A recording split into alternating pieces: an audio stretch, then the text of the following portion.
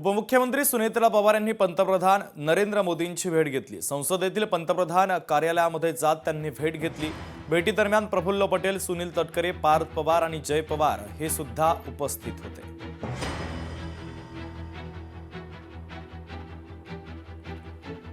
तर भेटीदरम्यान सुनील तटकरे, पार्थ पवार आणि जय पवार हे सुद्धा उपस्थित होते। संसदेतील पंतप्रधान कार्यालयामध्ये जात त्यांनी भेट घेतलेली आहे। सुनेत्रा पवार यांनी देशाचे पंतप्रधान नरेंद्र मोदी यांची भेट घेतलेली आहे।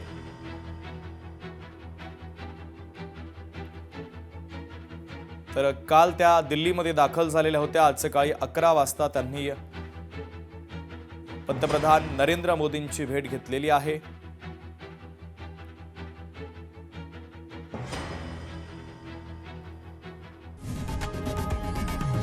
लोकशाही मराठी ऐका, पहा, जागरूक रहा।